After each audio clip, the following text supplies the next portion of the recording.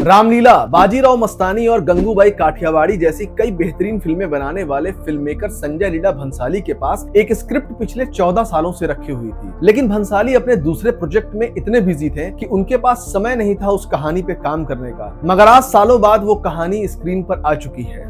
1 मई 2024 को भंसाली की नेटफ्लिक्स पर एक वेब सीरीज रिलीज हुई है जिसका नाम है हीरा मंडी। हीरा मंडी एक पीरियड ड्रामा है। इसकी कहानी आजादी से पहले तवायफों की जिंदगी, उनके साथ हुए धोखे, प्यार और कोठे के अंदर चलने वाली राजनीति पर बेस्ड है। हीरा मंडी की कहानी काल्पनिक नहीं है बल्कि ये एक हकीकत है। लेकिन आपको जानकर हैरानी होगी कि हीरा मंडी की कहानी भारत की नहीं बल्कि पड़ोसी देश पाकिस्तान के लाहौर की है।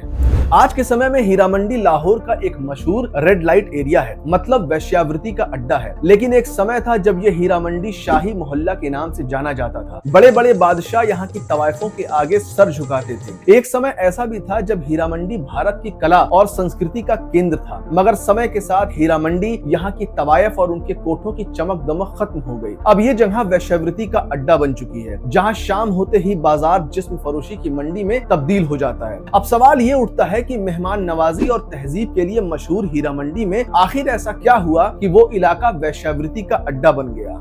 आज की रिपोर्ट में आपको बताऊंगा लाहौर की हीरा मंडी की असली कहानी, उसका इतिहास और कैसे बना ये वेश्यावृत्ति का अड्डा।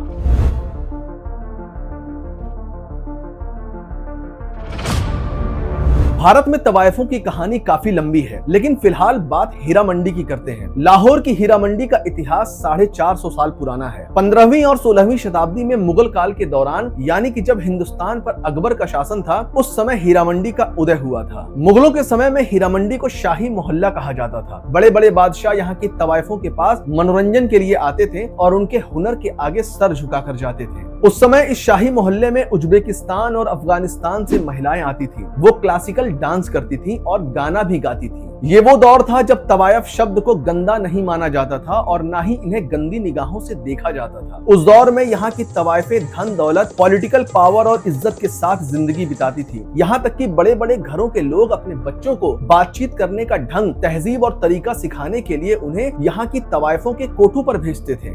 1749 में अफगानी शासक अहमद शाह अब्दाली ने भारत पर आक्रमण किया। अब्दाली की मंजिल थी दिल्ली, लेकिन रास्ते में लाहौर के शाही मोहल्ले की चकाचौंध से वो बच ना सका। अहमद शाह अब्दाली के आक्रमण के बाद शाही मोहल्ले की चमक गायब होती चली गई। अब्दाली के सैनिक यहाँ की तवायफों के साथ जबरदस्ती करने लगे और यहाँ रहने वाली औरतों और लड़कियों को वैश्या का नाम दे दिया गया। तब वैश्या होना और तवायफ होना दो अलग अलग बातें होती थी। इन लोगों ने शाही मोहल्ले का मतलब ही बदल कर रख दिया और एक समय ऐसा आया जब कला, तहजीब और मेहमान नवाजी के लिए मशहूर ये इलाका वेश्यावृत्ति का अड्डा बन गया।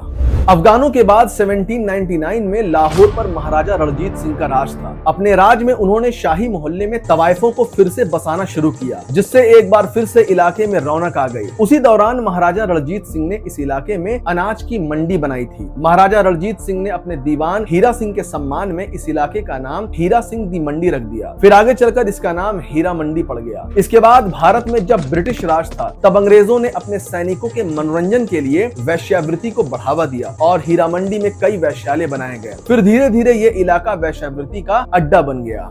इतिहास ने तवायफ को हमेशा एक गलत नाम और किरदार दिए, लेकिन आपको ये जानकर हैरानी होगी कि भारत की आजादी की लड़ाई में तवायफों का भी बहुत बड़ा योगदान रहा है। दरअसल जब हमारे देश में अंग्रेजों का राज था, तब उन्हें तवायफों का कल्चर पसंद नहीं आया। अंग्रेजों ने तवायफों से उनके कोठे और प्रॉपर्टी सब छीन लिए और जबरदस्ती उन्हें वेश्यावृत्ति के धंधे में ढकेल दिया। यही वजह थी कि तवायफों के दिल में अंग्रेजी हुकूमत से आजादी हासिल करने की आग जाग उठी थी। इनमें सबसे पहला नाम आता है अजीजन बाई का, जिसने आजादी की लड़ाई की पहली क्रांति में एक खबरी की भूमिका निभाई थी। अजीजन बाई क्रांतिकारियों को खबरें पहुंचाने का काम करती थी और 1857 की क्रांति में इन्होंने हिस्सा भी लिया था। बनारस की तवायफ विद्याधरी अपनी महफिलों में इस तरह के गाने गाती थी जिससे लोगों के दिलों में स्वतंत्रता संग्राम से जुड़ने की प्रेरणा मिले। इसी तरह कोलकाता की मशहूर तवायफ गौहर जान, जिसकी एक झलक पाने के लिए लोग बेचैन रहते थे, उस गौहर जान ने गांधी जी के लिए फंड इकट्ठा करने के लिए एक महफिल का आयोजन किया था। गौहर जान ने उस समय इस महफिल से 24,000 रुपए इकट्ठा किए थे।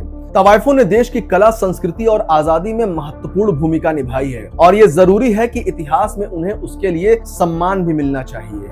1947 में भारत और पाकिस्तान के बंटवारे के बाद लाहौर पाकिस्तान के हिस्से में चला गया। इसके बाद हीरा मंडी में तवायफों का कल्चर कुछ 3 दशकों तक कायम रहा, लेकिन 1978 में पाकिस्तान के तानाशाह जियाउल हक, जिसे पाकिस्तान का सबसे बड़ा विलन कहा जाता है, उसने मुजरों पर बैन लगा दिया। इसके बाद तवायफे हीरा मंडी से बेदर हो गई। इसके बाद हीरा मंडी में एक बार फिर से तवायफ के पेशे की जगह वेश्यावृत्ति ने ले ली और कभी लाहौर की शान समझा जाने वाला ये शाही मोहल्ला रात के अंधेरे में होने वाले जिस्म फरोशी के कारोबार में गुम हो गया।